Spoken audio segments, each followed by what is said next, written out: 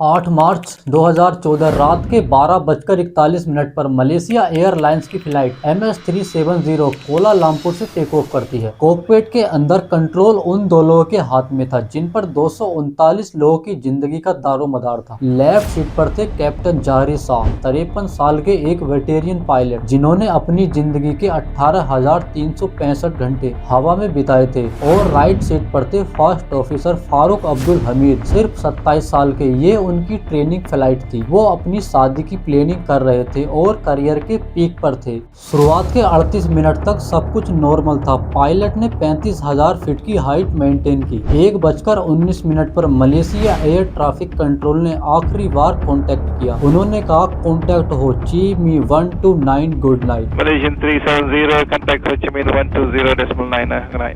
Plane से captain Zaharie ने जवाब दिया, गुड नाइट मलेशिया 370।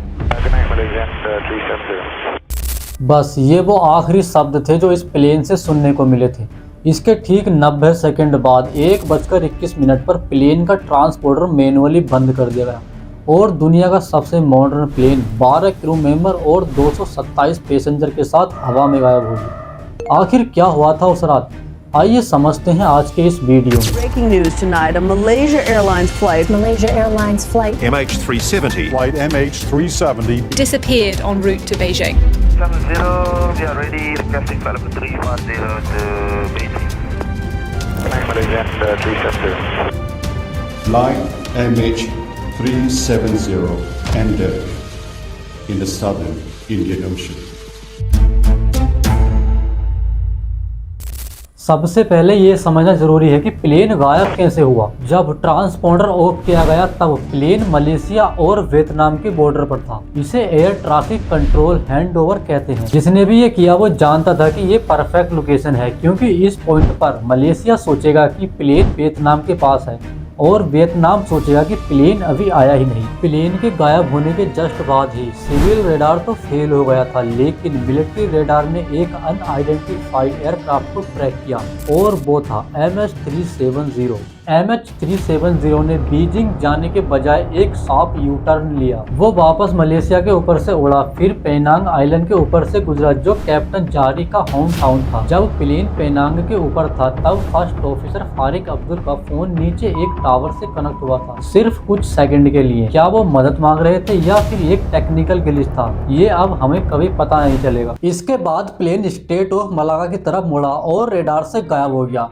इमर्सल सैटेलाइट का डाटा कहता है कि प्लेन रेडार से गायब होने के बाद भी 6 घंटों तक हवा में उड़ता रहा। प्लेन हर घंटे सैटेलाइट को पिंग भेज रहा था। सुबह 8:19 तक पिंग आए। इस डाटा से वैज्ञानिकों ने कैलकुलेट किया कि प्लेन ने एक आखिरी टर्न लिया साउथ की तरफ, दुनिया की सबसे सुनसान जगह जहां हजारों किलोमीटर तक पानी के सिवा कुछ नहीं। वहां कोई एयरपोर्ट नहीं है, वहां जाने का कोई लॉजिकल रीजन नहीं है सिवाय एक के कि प्लेन को हमेशा के लिए गायब कर दिया जाए। अब सवाल उठता है कि क्यों? इस पर 3 थ्योरीज बड़ी प्रोमिनेंट हैं। पहली थ्योरी है हाइपोक्सिया। एक्सपर्ट मानते हैं कि प्लेन में अचानक से ऑक्सीजन का प्रेशर लॉस हुआ होगा। ऑक्सीजन की कमी से पायलट और पैसेंजर बेहोश हो गए होंगे। प्लेन ऑटो पायलट पर चलता रहा जब तक फ्यूल खत्म नहीं हुआ। लेकिन अगर सब बेहोश हो गए थे तो प्लेन का ट्रांसपोर्टर किसने ऑफ किया? दूसरी थ्योरी है द हाईजैक थ्योरी। क्या कोई टेररिस्ट ग्रुप था? अगर था तो आज तक किसी ने जिम्मेदारी क्यों नहीं ली? हाईजैकिंग हमेशा किसी डिमांड के लिए होती है और यहाँ कोई डिमांड नहीं थी। तीसरी थ्योरी है द पायलट सुसाइड थ्योरी। ये सबसे अहम थ्योरी है क्योंकि इन्वेस्टिगेशन में कैप्टन जहरी के घर से एक फ्लाइट सिमुलेटर मिला। जब उसके हार्ड ड्राइव से डिलीट डाटा को रिकवर किया गया तो पता चला कि प्लेन के गायब होने से कुछ हफ्ते पहले कैप्टन जहरी ने अपने घर पर सेम वही रूट प्रैक्टिस किया था, कोलालमपुर से यू टर्न, फिर इसके बाद स्ट्रेट ऑफ मलाका से होकर साउथ इंडियन ओशन की तरफ, जब तक चलना जब तक प्लेन का फ्यूल खत्म न हो जाए। क्या एक कोइंसिडेंस हो सकता है या फिर एक प्री प्लान्ड एक्ट था? जुलाई 2015 में अफ्रीका के पास रियूनियन आइलैंड पर प्लेन का एक टुकड़ा मिला। इसने कंफर्म कर दिया कि प्लेन इंडियन ओशन में ही गिरा था, लेकिन प्लेन की मेन बॉडी आज तक नहीं मिली। मलेशिया एयरलाइन ने $160 मिलियन खर्च किए इस सर्च ऑपरेशन में। दोस्तों वीडियो इन्फॉर्मेटिव लगा हो तो नीचे सब्सक्राइब का बटन जरूर दबाएं। जय हिंद।